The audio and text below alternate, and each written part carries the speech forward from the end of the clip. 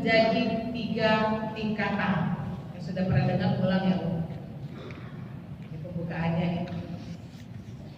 Ada berapa tingkatan Bu? 3. Mungkin yang selama ini bilang rendah, ternyata itulah karunia yang tertinggi dari Allah Subhanahu wa taala. Atau terbalik. Mungkin yang selama ini kita menganggapnya tinggi, ternyata itulah yang terendah.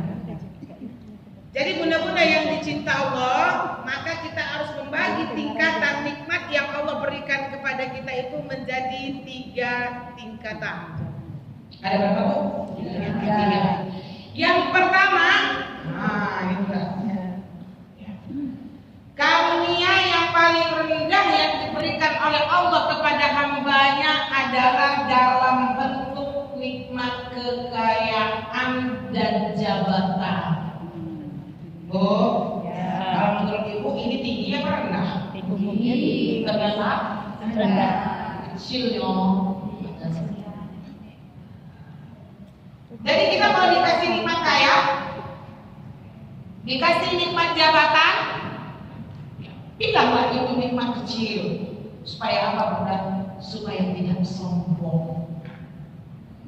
Karena di dunia ini yang membuat kita menjadi terhormat, yang membuat kita dipandang, itu adalah karena kekayaan dan jabatan yang kita miliki. Betul Bu? Walaupun salah ini waktu aja kecurangan. Itu yang gak boleh. Kenapa? Karena kaya dan jabatan ini adalah hanya kebahagiaan di dunia saja. Betul Bu? Betul. Kalau kita sudah meninggal dunia, Bu, kira-kira harta ini Ibu bawa enggak? Tidak. Ya sudah terlepas. Kalau kita udah mati, harta kita nggak punya kita. Begitu juga Bunda, kalau kita sekarang tinggi jabatan kita, kalau kita mati jabatan kita di bawah enggak? Tidak. Kita melepas dari kita. Meskipun dibilang istri wali kota, ketika dia sudah meninggal dunia, tidak ada gelar itu di akhirat. Inna Allah la yanzuru ila suwarikum wa la ajsadikum wa la amwalikum walakin yanzuru ila qulubikum wa taqwakum. Benar Bu? Makanya ingat dunia mata'un qalil. Dunia itu kecil saja kebahagiaan. Jangan sampai Ibu menyangka ketika diberi kebahagiaan di dunia ini, kekayaan dan jabatan, wah, Ibu merasa itu nikmat yang paling sayang banget Allah sana, gitu. Karena dikasih kekayaan dan jabatan yang melimpah. Jangan sampai ya Bunda ya. Di dalam surah Al-Haqqah ayat 27, 28, 29 ada yang hafal?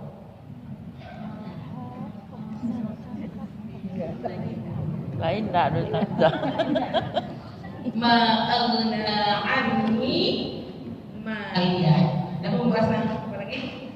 Halaka anni sultaniya. Khusuhu fagulluh. Ya. Jadi orang ketika kematian itu datang, terlepaslah semuanya dari hartaku tidak lagi ada manfaat. Kekuasaanku tidak ada lagi manfaat. Terlepas darinya. Makanya Ibu, jangan sampai Ibu capek-capek mengumpulkan harta banyak-banyak ini, tapi tidak membawa keuntungan kepada kita di akhirat. Jangan sampai ya Bu. Gimana caranya supaya menyampaikan itu ke akhirat? Makanya sekarang Ibu yang banyak duit itu sepertiga hartanya infakkan. Mau Bu? Ketika hidup infakkan sekarang. Ibu udah pensiun, anak-anak udah besar, udah pada lepas. Keluarkan hak kita. Inilah yang menjadi amalan tabungan kita di akhirat. Kita masih butuh harta besar. Semakin hari, semakin lama, semakin tua, jangan harta juga lagi yang kita cari. Ini ngomong aja mudah. Karena manusia maunya harta, maunya jabatan. Insya Allah Bu. Insyaallah. Mau ibu infakkan harta ibu sepertiga? Insyaallah mau. Banyak tuh Bunda.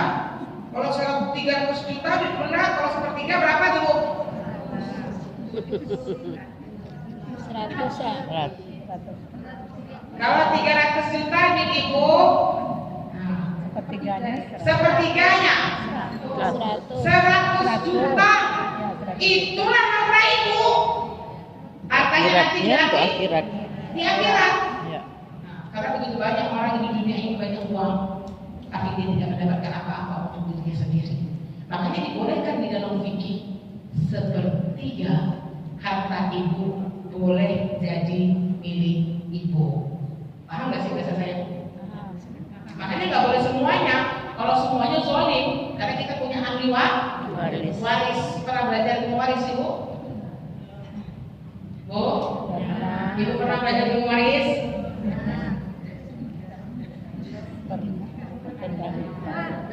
Pernah dah.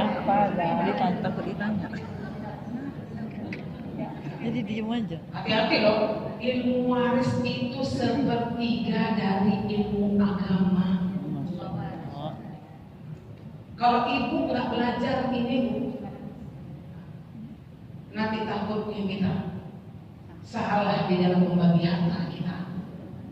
Akhirnya menjadi uang banyak, harta banyak, tapi di akhirat tidak bahagia. Kenapa? Karena kita tidak mengerti tentang ilmu waris. Jadi kapan-kapan kita belajar ya, minimal untuk diriku sendiri. Misalnya Bu Mary, anak saya 3, Ustazah, berapa dia dapat dari harta saya?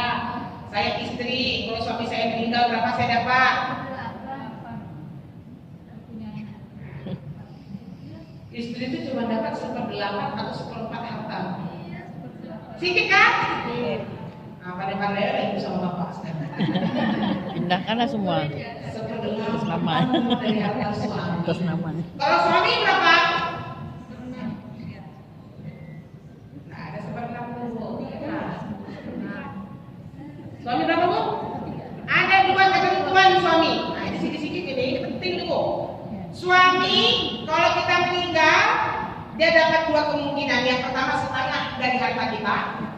Yang kedua 1/4 dari harta kita. Nah, kalau mati lebih banyak suami kita lagi dapat.